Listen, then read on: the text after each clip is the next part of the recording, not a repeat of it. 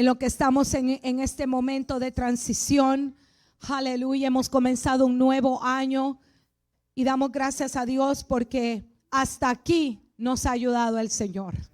¿Cuántos pueden decir hasta aquí me ha ayudado? Sobrevivimos el 2023, amén.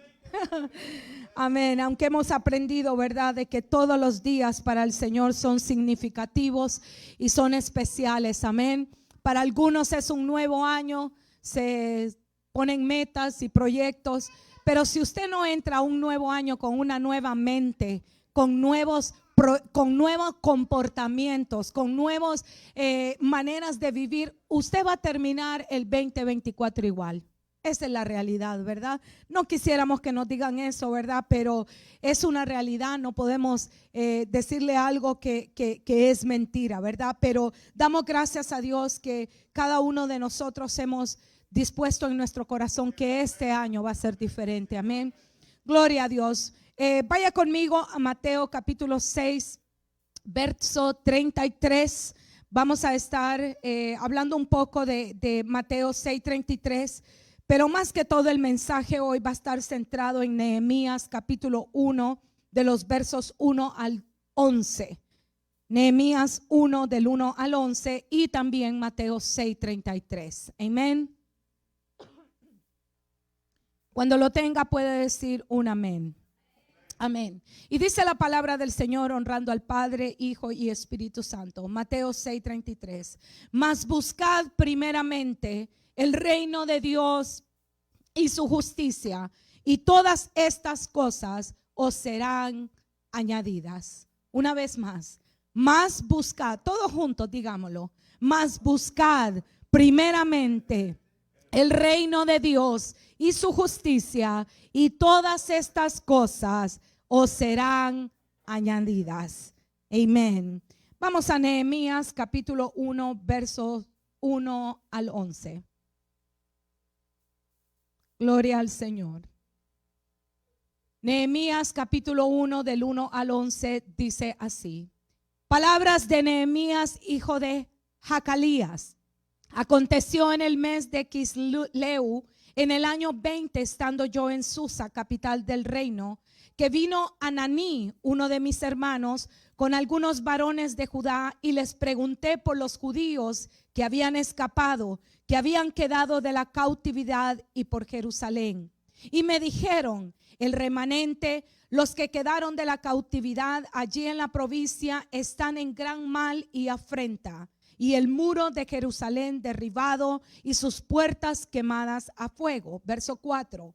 Cuando oí estas palabras, me senté y lloré, e hice duelo por algunos días, y ayuné y oré delante del Dios de los cielos, y dije: te ruego, oh Jehová, Dios de los cielos, fuerte, grande y temible, que guarda el pacto y la misericordia a los que le aman y guardan sus mandamientos. Esté ahora atento tu oído y abiertos tus ojos para oír la oración de tu siervo, que hago ahora delante de ti día y noche por los hijos de Israel tus siervos. Y confieso los pecados de los hijos de Israel que hemos cometido contra ti. Si yo y la casa de mi padre hemos pecado, en extremo nos hemos corrompido contra ti, y no hemos guardado los mandamientos, estatutos y preceptos que diste a Moisés tu siervo. Acuérdate ahora de la palabra que diste a Moisés tu siervo, diciendo: si vosotros pecareis, yo os dispersaré por los pueblos, pero si os volviereis a mí y guardareis mis mandamientos y los pusiereis por obra, aunque vuestra dispersión fuera hasta el extremo de los cielos, de allí os recogeré y os traeré al lugar que escogí para hacer habitar allí mi nombre. Verso 10. Ellos pues son tus siervos y tu pueblo, los cuales redimiste con tu gran poder y con tu mano poderosa. Te ruego, oh Jehová, esté ahora atento tu oído a la oración de tu siervo y a la oración de tus siervos, quienes desean reverenciar tu nombre. Concede ahora buen éxito a tu siervo y dale gracia delante de aquel varón, porque yo servía de copero al rey. Padre, en esta mañana exaltamos y glorificamos tu nombre. Gracias porque tu palabra, Señor, es vida. Tu palabra, Señor, es aliento. Tu palabra es fuerza. Tu palabra es esperanza. Tu palabra nunca regresa vacía. Y en esta mañana estamos creyendo, Señor, que tu palabra hará el efecto necesario en cada corazón que hoy está inclinado a escucharte. Espíritu de Dios, haz como tú quieras en este lugar. Que tu gloria, Señor, se mueva conforme a lo que tú ya declaraste hacer. Que tu voluntad se realice, Señor, en esta casa, en el nombre de Jesús. Amén y amén. Puede tomar asiento. Cuando leíamos Mateo 6:33, hemos escogido este versículo como el lema del 2024. Hemos recibido la dirección de Dios a través de nuestro pastor general y la verdad que fue una confirmación cuando el Señor le dio a él este lema, porque ha sido algo que el Señor ha estado también hablando al corazón de mi esposo y mi corazón. Y es que primero es el reino de Dios. Y este año vamos a estar hablando acerca de que lo primero es lo primero. Y lo primero es el reino de Dios. Vivimos en una sociedad muy ocupada, en una sociedad que tiene muchas actividades, pero aún en medio de las actividades y nuestro diario caminar, debemos de mantener presente que en todo siempre es el reino de Dios primero. La Biblia nos enseña aquí en Mateo 6:33 que cuando nosotros nos disponemos a buscar el reino de Dios primero, lo demás va a venir por añadidura. Lo demás nos va a perseguir, lo demás va a venir a nuestra vida, pero necesitamos primero estar enfocados en el reino de Dios. ¿Qué es el reino de Dios? El reino de Dios es el gobierno de Dios. El reino de Dios es cuando nosotros le entregamos a Él la honra, la gloria, la adoración, la alabanza. Nosotros adoramos a Dios no solo con el canto, pero nuestras acciones, nuestra manera de vivir es también una forma de adoración a Dios. Como usted camina, como usted habla, como usted se comporta, como usted trata de solucionar una situación, todo lo que nosotros hacemos ahí en su trabajo, si usted lo está haciendo correctamente, usted le está dando adoración a Dios. Si usted está llevando las cosas como tienen que ser, usted le está dando adoración a Dios, y eso es ponerlo a Él en primer lugar.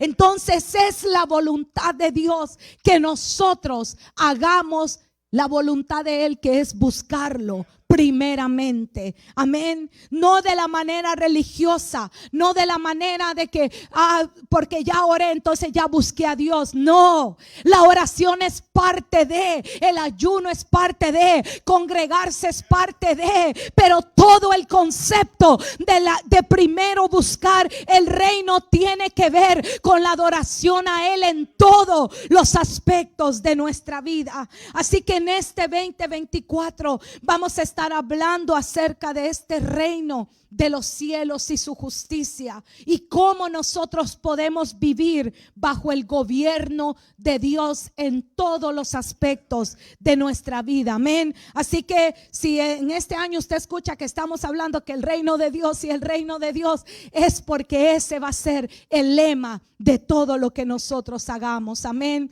De hecho, hemos comenzado 21 días de ayuno y de oración con ese enfoque, que nuestro corazón se prepare. Y si usted ha seguido los devocionales, se ha dado cuenta que hemos sido intencionales en crear los devocionales que tengan que ver primero con nuestro interior. Sí, hay muchas cosas por las que queremos interceder y orar, pero si no hay un cambio interno, si nosotros no estamos transformados por el Espíritu de Dios dentro de nosotros, de nada nos va a servir las oraciones vanas. Esas son oraciones vanas y obras muertas si no lo hacemos desde un corazón entregado a Dios. ¿Está aquí, iglesia? Así que en este año vamos a estar aprendiendo juntos lo que es el reino de Dios, para que podamos accionar, porque el reino de Dios es de acción. Dígale al que está a su lado: el reino de Dios es de acción.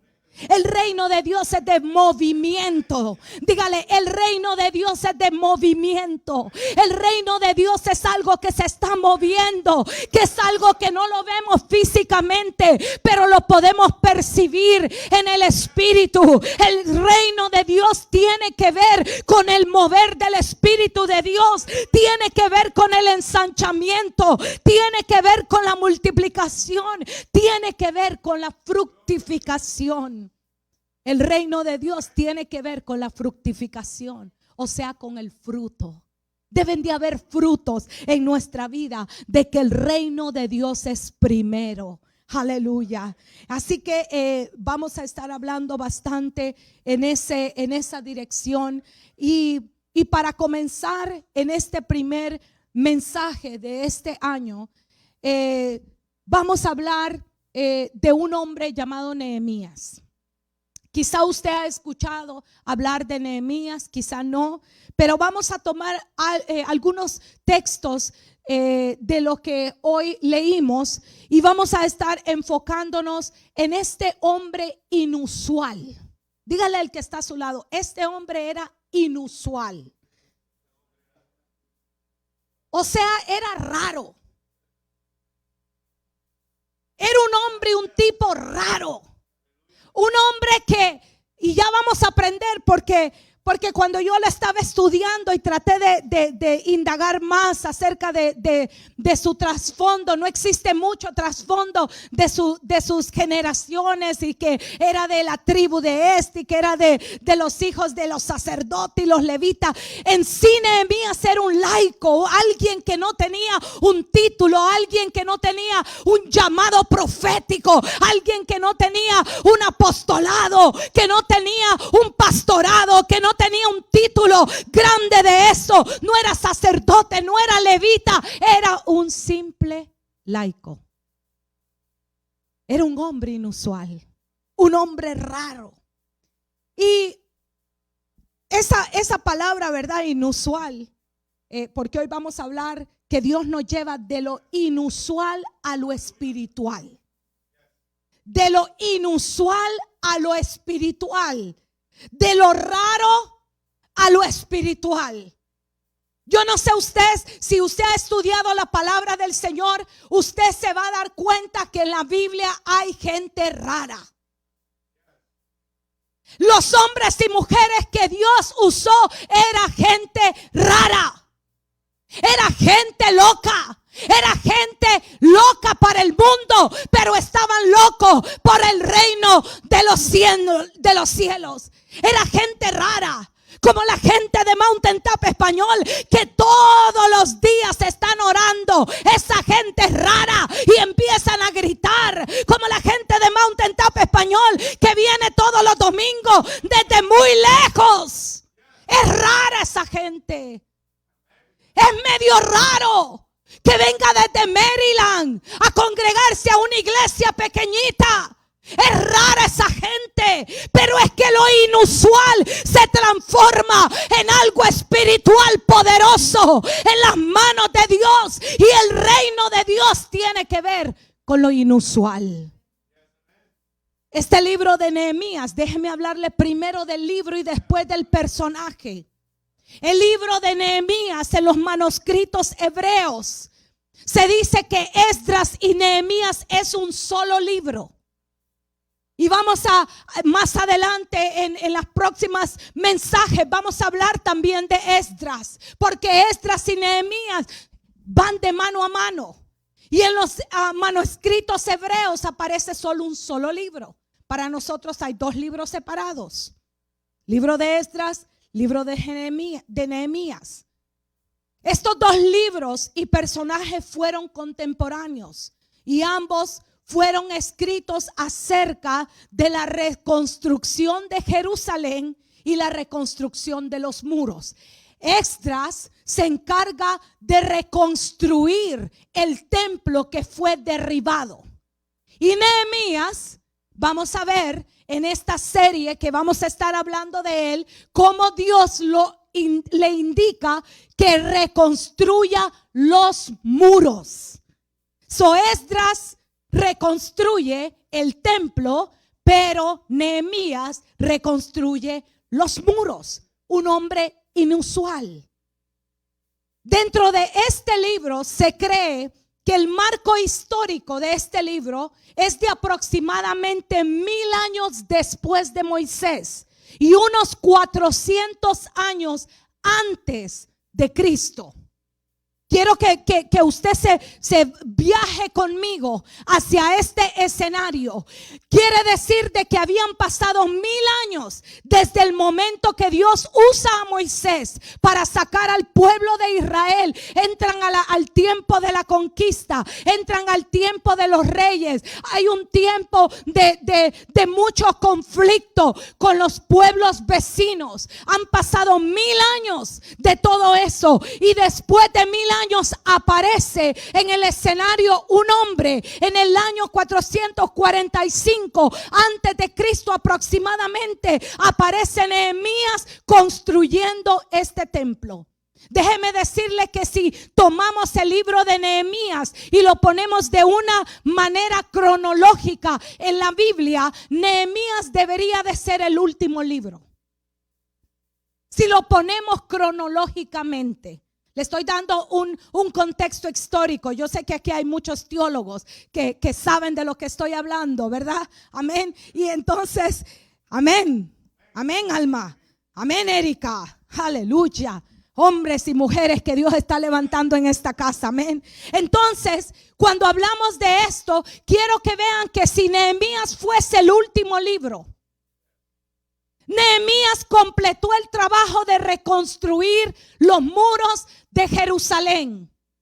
Y en ese momento, desde el último, esos 400 años, dice la Biblia que hubieron 400 años de silencio. Todos saben eso, ¿verdad? Los años de silencio donde Dios no habló desde el Antiguo Testamento al Nuevo Testamento. Hay un tiempo de 400 años de silencio. Por eso fue que Nehemías a los 445 años que termina de escribir este libro y termina de construir el templo, quiere decir que después entra el tiempo del silencio. Quiere decir que los muros fueron la última señal profética antes de la venida de nuestro Señor Jesucristo. Fue la última señal profética.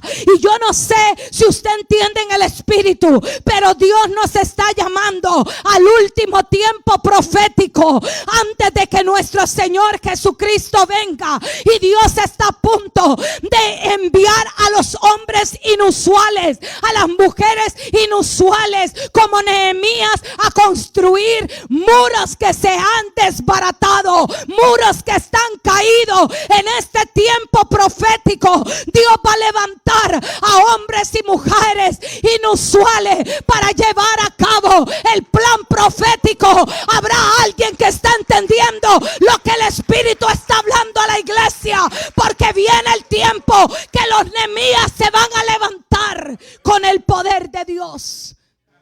Los que no tienen nombre, los que no tienen título, los que no tienen un llamado según el hombre, pero en el corazón de Dios. Diga conmigo: en el corazón de Dios mi nombre aparece. En los cielos me conocen, aunque aquí en la tierra ni sepan quién es.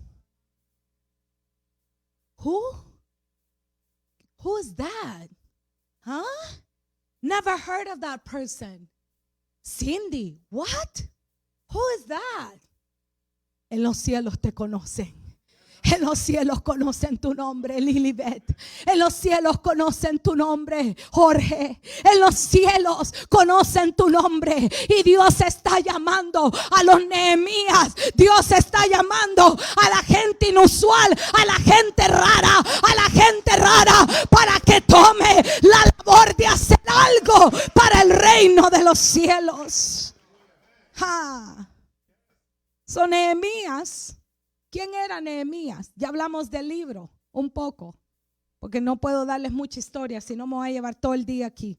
Y ustedes saben que la pastora es de largometraje. Dígale al que está a su lado, si viniste por primera vez, no me preguntes a qué horas terminamos.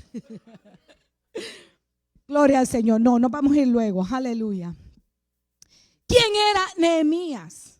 Nehemías era un hebreo en Persia. Era hijo de Acalías. Acalías significa Dios se ha escondido, o aquel que tiene la expectación del Altísimo.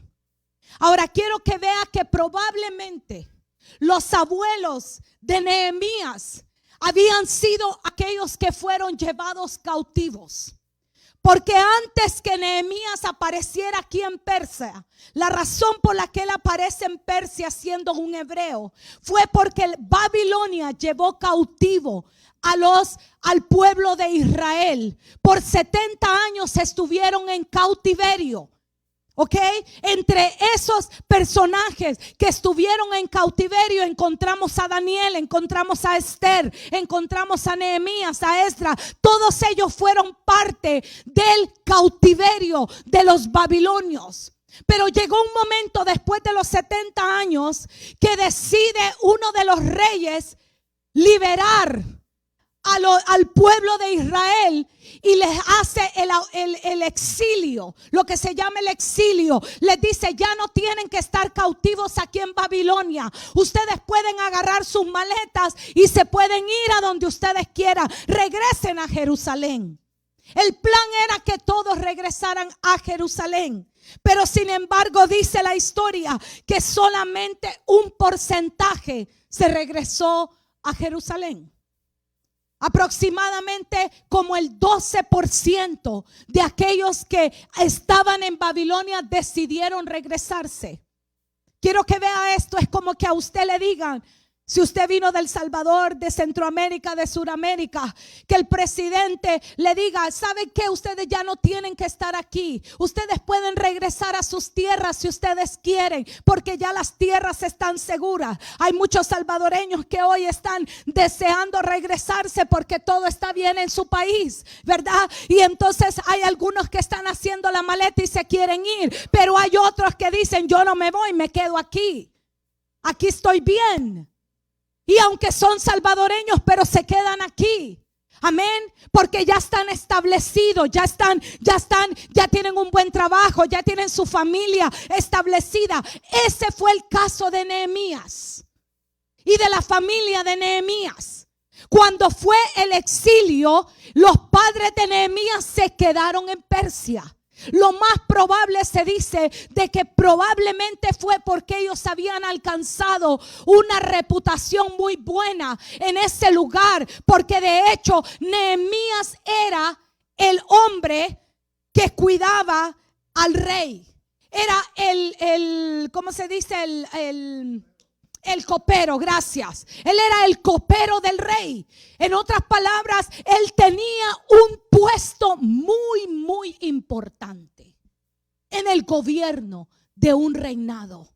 Los coperos estaban encargados de probar la comida y el vino antes de que el rey se la comiera. Porque en aquellos tiempos la estrategia para matar a los reyes era a través del envenenamiento. Entonces los coperos eran los primeros que probaban el vino y la comida por si querían matar al rey, que muriera el copero. Ese era el trabajo de Nehemías. Dios necesita muchos coperos. Dios necesita coperos. Aleluya. Los siervos del Señor necesitamos coperos que prueben el vino, que prueben la comida antes que nos las manden, ¿verdad? Ay, en el ámbito espiritual, hermano, no lo tome literal. Aleluya. So dice la Biblia de que Nehemías, probablemente su familia era gente de influencia. Por eso él se queda como copero del rey Artajerjes. Y Nehemías, como un copero, tenía un puesto muy importante de gran confianza y de gran responsabilidad.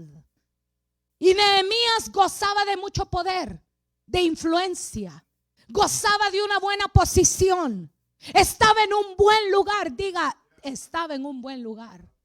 Ganaba muy buena plata. Tenía el prestigio de todo el pueblo que lo miraba. Wow, miren, ahí va el copero. Oh my God, ese hombre es. Porque para ser un copero tenía uno que tener agallas, hermano. Tenías que tener carácter para ser un copero. Y Dios mira a este hombre Nehemías. Y digo Dios porque nada sucede por casualidad. Entonces vemos en esto inusual, encontramos lo primero en el versículo 2 del capítulo 1 de Nehemías, que dice que vino Hanani, uno de los hermanos, con algunos varones de Judá, y les preguntó por los judíos que habían escapado, que habían quedado de la cautividad, y por Jerusalén. Vemos a un Nehemías que, aunque tenía un lugar de prestigio, aunque era un hombre importante y de confianza, vemos a un Nehemías preguntando por sus hermanos. Él no se crió con ellos. No se crió allá en el cautiverio. Él estaba en un buen lugar. Nehemías no necesitaba ni siquiera preguntar cómo estaba esa gente. Pero sin embargo vemos el corazón de Nehemías, un corazón preocupado por la gente, por su pueblo. Y él dice, ¿cómo están mis hermanos? ¿Cómo está mi pueblo?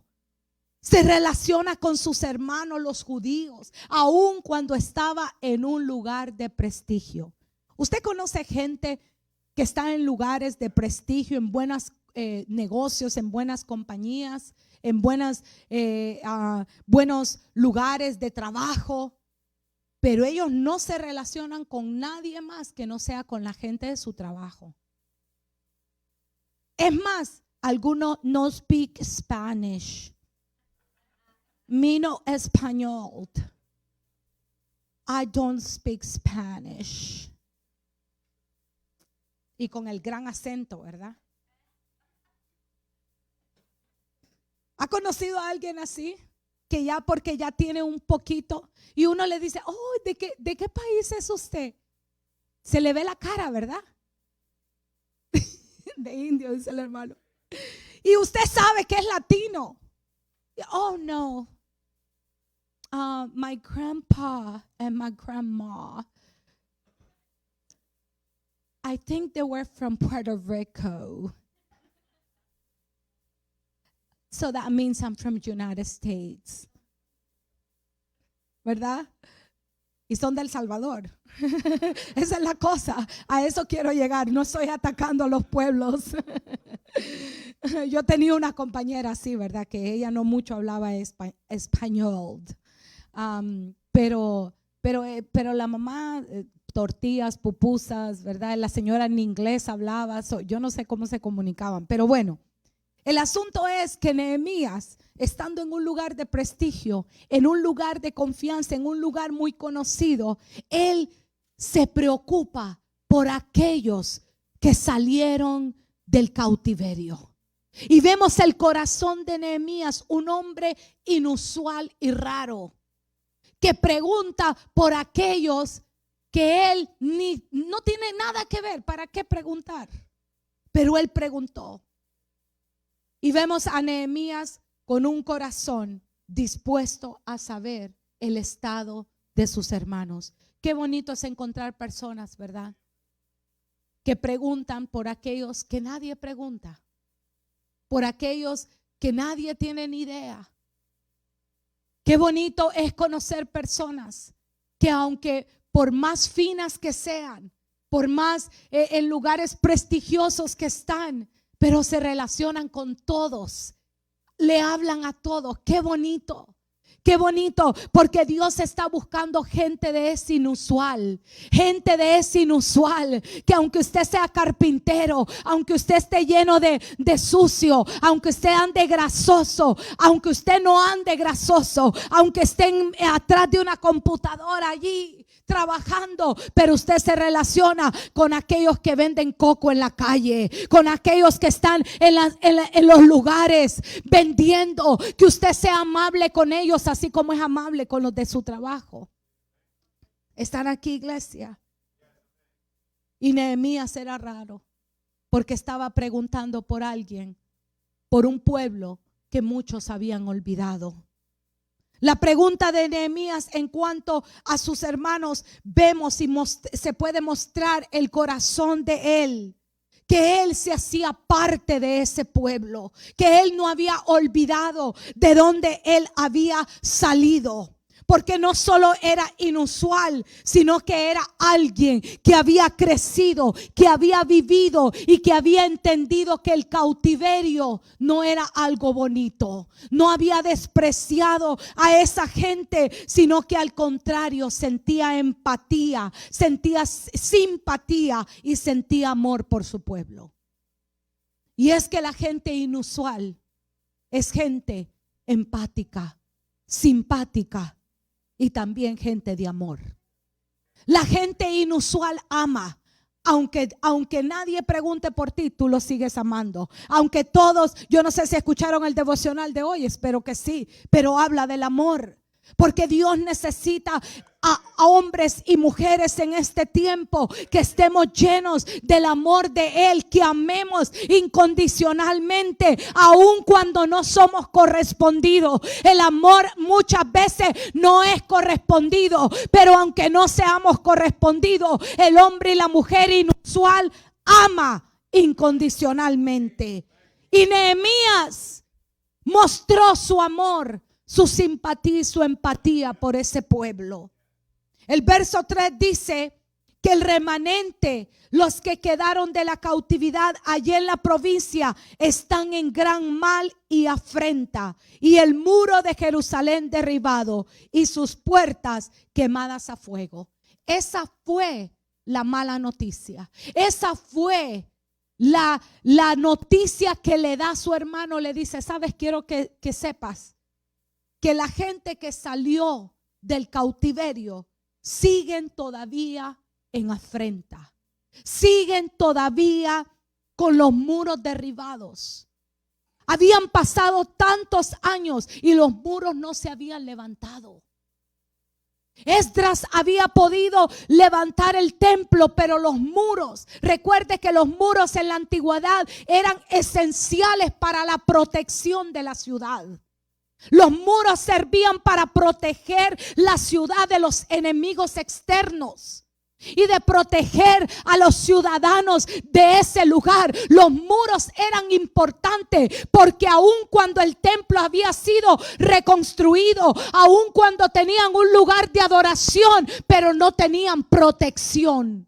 Escúcheme algo, usted podrá tener una vida de adoración, usted podrá ser una persona que adora a Dios en todo tiempo, pero si sus muros están derribados, si los muros no están reconstruidos, usted va a ser presa fácil para el enemigo, porque el enemigo mira a dónde puede entrar, y cuando los muros están derribados, el enemigo entraba y salía, y por eso los estaba afrentando.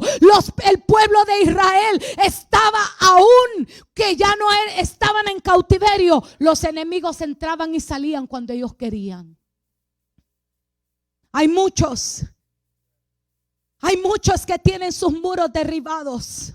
Y esta mañana Dios te está diciendo: es tiempo de reconstruir tus muros, porque no has visto por qué el enemigo ha entrado y salido de tu casa, ha estado haciendo fiesta en tu casa, ha estado atacando a tu esposo, esposo, a tu esposa, a tus hijos, ha estado haciendo fiesta, no es porque no estás adorando, ay, ay, ay, no es porque no estás tratando de tener una vida consagrada, no es porque no estás haciendo las cosas bien, pero los muros de protección están derribados y es tiempo de levantarlo, es tiempo de reconstruir esos muros para que el enemigo no tome ventaja de tu casa, para que el enemigo no entre a tu casa. Necesitamos levantar los muros.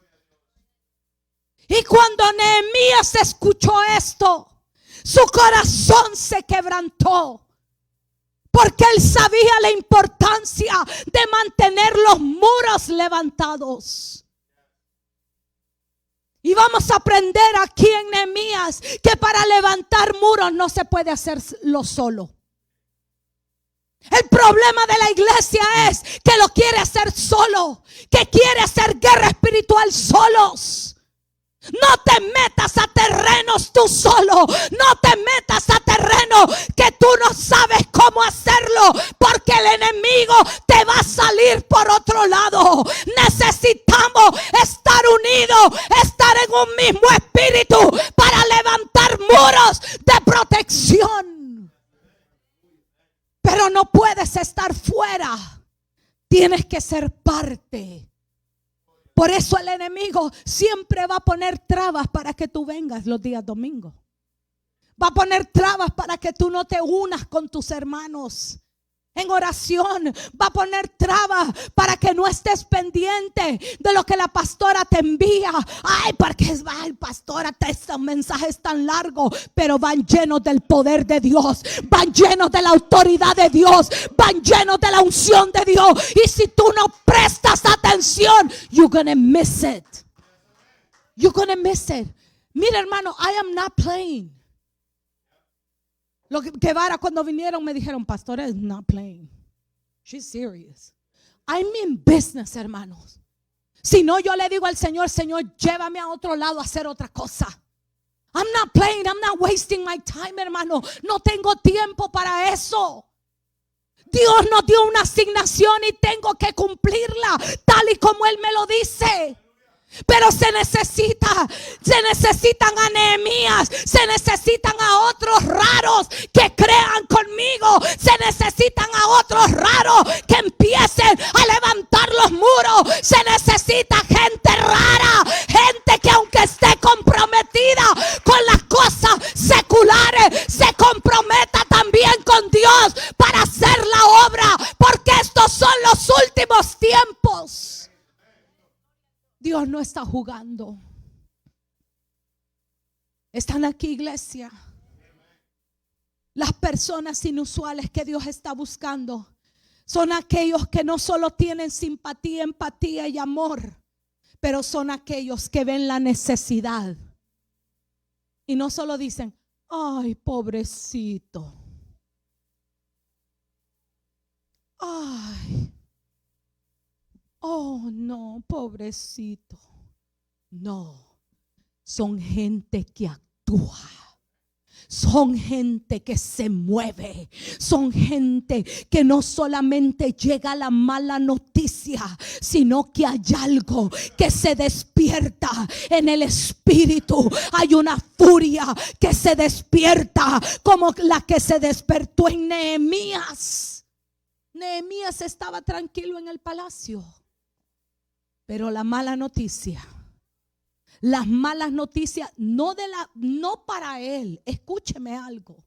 La mala noticia no era para él.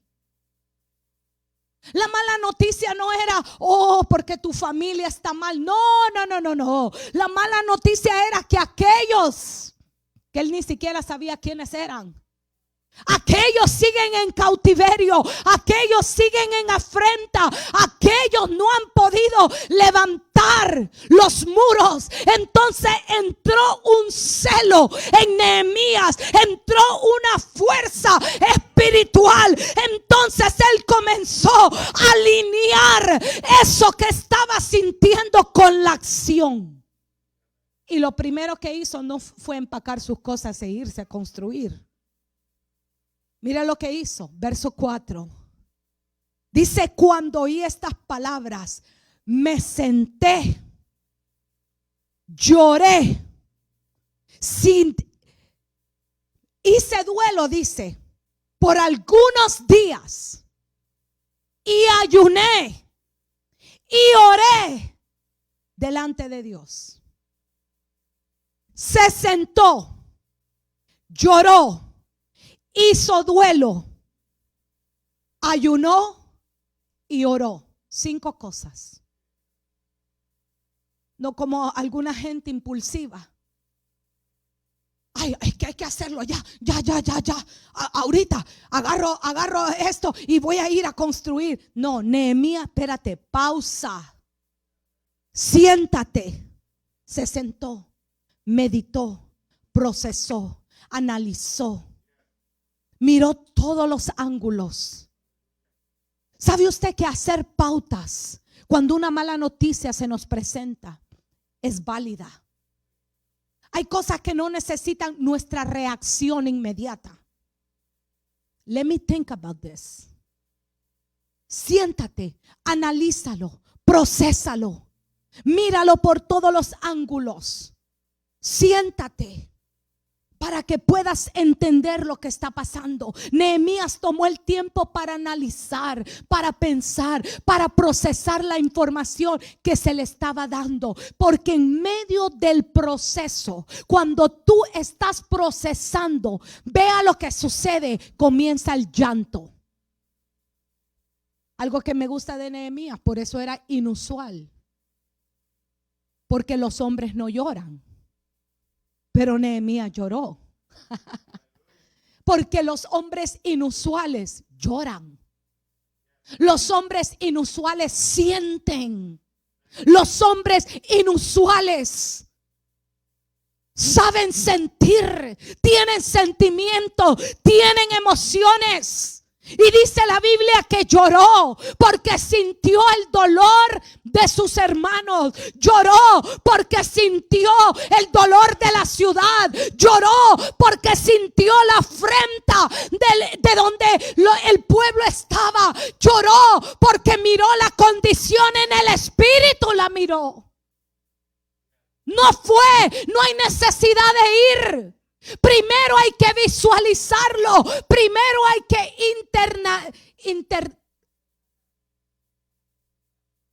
There you go. Amen. Primero tenemos que analizarlo. Primero tenemos que procesarlo. Primero tiene que nacerme lo que debo de hacer adentro. Y vemos a este hombre que sintió el llanto. Y después del llanto hizo duelo. 2 cosas diferentes.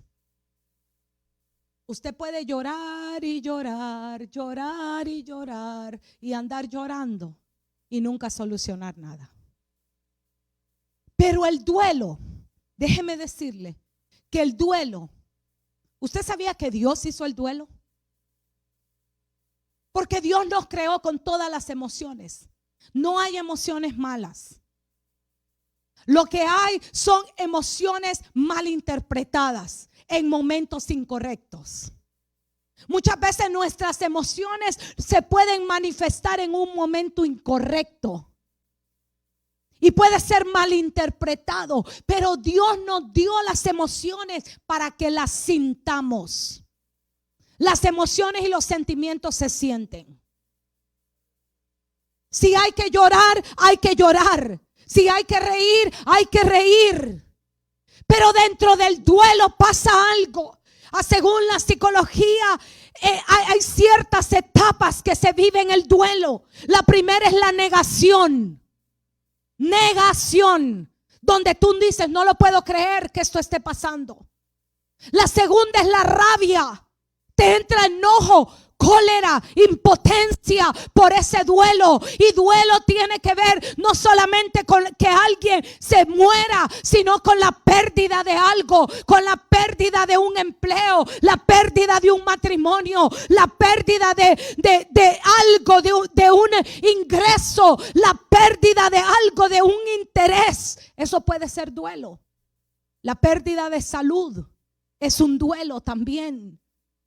Y dentro de ese proceso de la rabia también está la aceptación, que es cuando la persona por fin acepta la situación en la que se encuentra. Pero también hay culpabilidad en esas etapas de duelo. También entra mucha tristeza. Muchos de los psicólogos dicen de que es normal que una persona que ha perdido algo dure en un duelo aproximadamente unos 6 meses. Para algunas personas es mucho más tiempo, puede hasta durar 2 años. Lo que no es normal es que vivas toda una vida en un duelo. Eso ya no es normal. Necesitas ayuda. Si quizás tú sientes que estás en un proceso de duelo, pídele al Señor que te dé la fuerza para llegar a la aceptación de eso que estás pasando. Ya sea la pérdida de ese matrimonio, quizás estás pasando por divorcio, por separación, quizás tus hijos se fueron, quizás perdiste un trabajo, quizás perdiste la salud, lo que sea. Pero pídele al Señor que te dé la fuerza para aceptar tu situación y entonces poder pasar ese duelo. Amén. La Biblia dice que Él hizo duelo por algunos días. Gracias a Dios no duró 6 meses ni 2 años. No me diga, pastora, estoy en un duelo por el ministerio y ya tiene 5 años y sigue en duelo. No, ya lo vamos a jalonear para que entre y salga y lo vamos a sacudir en el nombre de Jesús. Porque si le hicieron algo a usted hace 20 años, hermano, suelte eso, deje eso. Ya pasó, ya es tiempo de avanzar, de salir de ese dolor, de esa tristeza. Y Nehemías estuvo unos días en duelo. Y dice que después de estar en duelo, ayunó y oró a Dios. Ayunó y oró. Me gusta porque él no entró de inmediato a un ayuno y a una oración sin antes haber procesado la información. Y esto es muy importante. Porque si tú entras a un tiempo de ayuno y oración y no has procesado algunas situaciones en tu vida en el ayuno y en la oración, que estás tan vulnerable, puede ser presa fácil para que el enemigo te confunda. Veo algunos que están así como, sí, hermanos, hay un orden, todo tiene su tiempo, todo tiene su espacio. Porque cuando estamos en ayuno y en oración, estamos sin fuerza de nada. Y si hay situaciones que no entramos preparadas, analizando y procesando, vamos a ser presa fácil para el enemigo. Pero ¿sabe cuál es la buena noticia? Que Dios quiere que usted y yo seamos esas personas inusuales.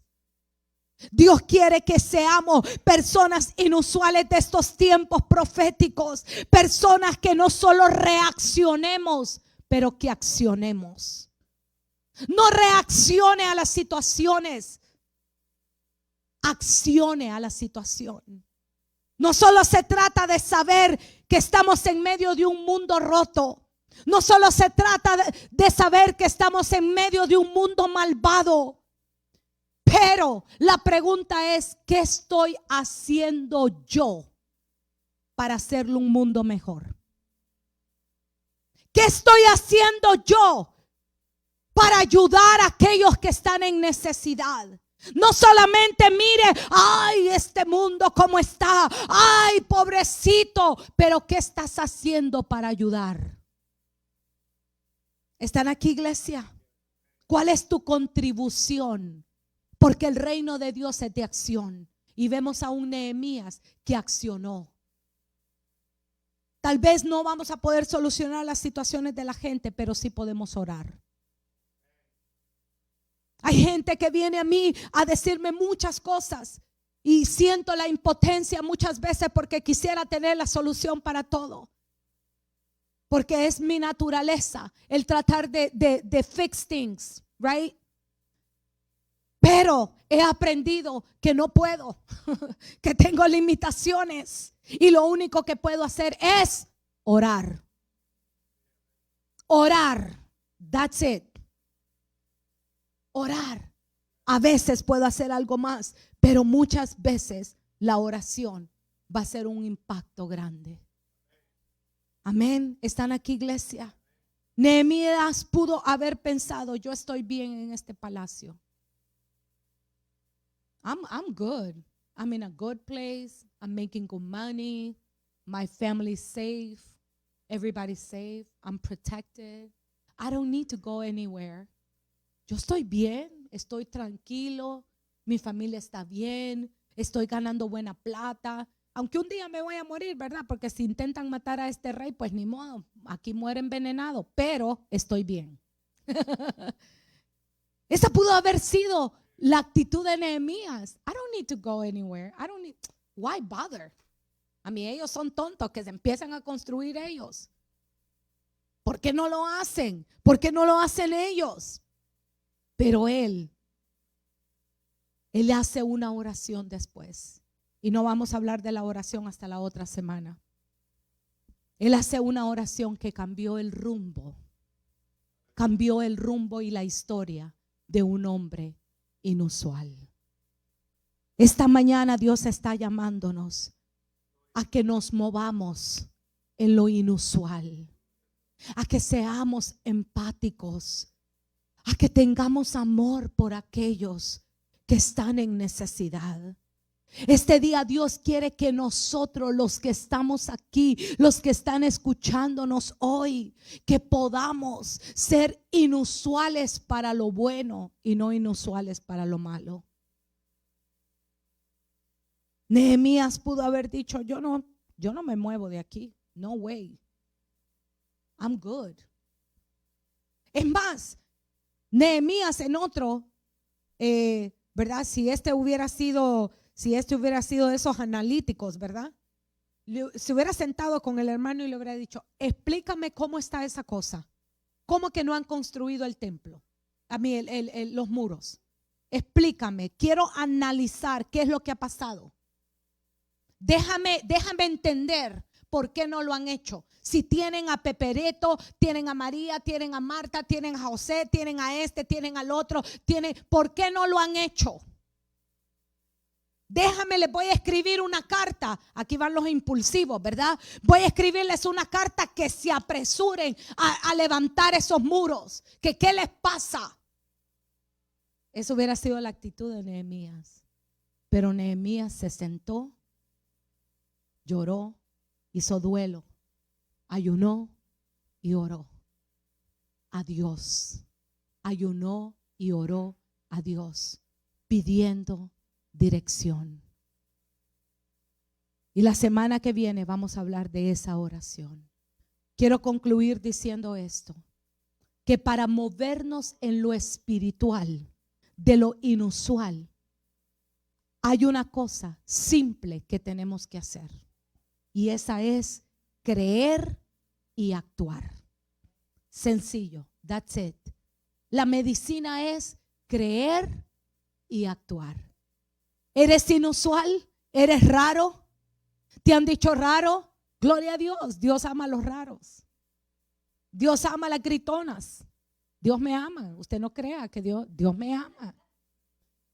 Sí, Dios ama. No estoy hablando de gritona porque no le grito a mi esposo ni a mis hijos. No lo vaya a malinterpretar y vaya a salir diciendo, la pastora le grita. No, soy gritona aquí en la iglesia, hermanos. Y cuando oro también, I cannot stop. Amen. But that's okay. Dios ama a los inusuales. Y por eso es que me gusta el reino de Dios. Porque el reino de Dios aceptó a los inusuales, aceptó a los raros, aceptó a los que no les importa en qué posición estemos, no importa dónde estamos. Dios nos puede usar así medio raros.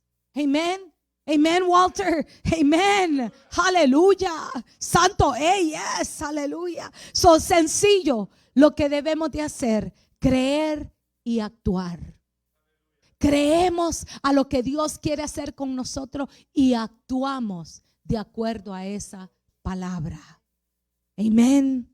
Nehemías no calificaba para nada. Nehemías no tenía un título. Nehemías, según la religión judía o las costumbres, él no podía haberse levantado como líder porque no estaba en medio del pueblo. Nehemías había sido criado en otro lugar, era un extraño para sus hermanos.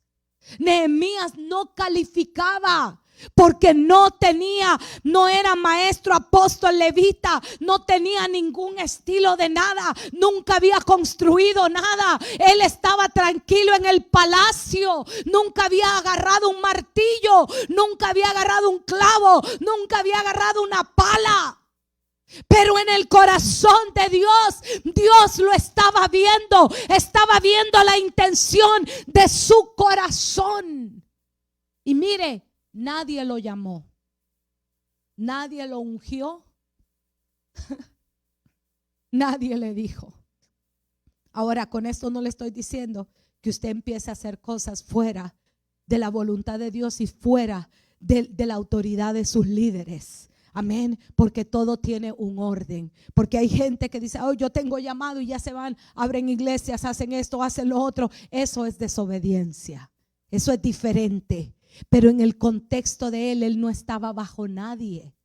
Él estaba en un lugar, en un palacio, donde Dios de alguna forma lo tenía allí.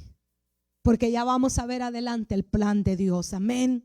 Pero en este día, este hombre inusual, podemos ser nosotros también.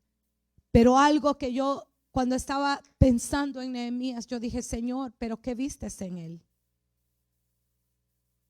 ¿Por qué no fue otro hombre? ¿Por qué no fue otro judío? Pero ¿qué vistes en él? Y la palabra fue consagración. Dios me dijo, porque era un hombre consagrado. Esto no está en la Biblia. Pero cuando vemos la actitud de él ante una noticia, vemos que era un hombre que vivía para Dios. Si no hubiera sido consagrado, si no hubiera sido entregado para Dios, a él no le hubiera importado la condición de ese pueblo. Pero este hombre sabía que su vida estaba consagrada a Dios. ¿Qué quiere decir la palabra consagración? Cuando somos separados para Dios. Él estaba en un palacio, pero él sabía que él no era parte de la gente de ese palacio. Él sabía quién era su pueblo. Él tenía identidad de quién él era en Dios. Lo que fue Nehemías, Daniel y los 3 amigos, y también Esther, fueron personas que sabían que estaban consagradas, separadas para Dios. Aún en esos lugares de influencia, estos personajes sabían que ellos habían sido consagrados para Dios. La consagración tiene que ver con el servicio a Dios. Ellos sabían que en el momento que Dios les diera la pauta, ellos tenían que actuar. A Esther le recordó un Mardoqueo: no te olvides para qué estás en ese lugar. A Nehemías, en medio de una oración, Dios le habla porque él abre su corazón, y vamos a hablar de eso más adelante. Pero vemos a un hombre consagrado. Póngase de pie.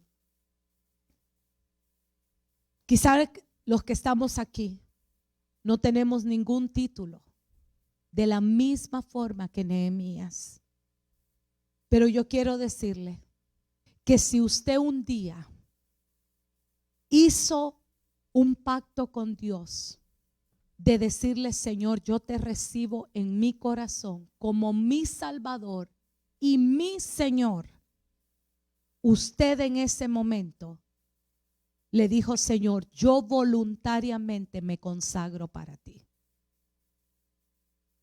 La consagración tiene que ver con la separación para Dios. Y la consagración es voluntaria. Todos los que estamos aquí un día tuvimos que hacer esa oración de entregar nuestra vida al Señor. Y si nadie se lo explicó, lo siento mucho si no se lo explicaron.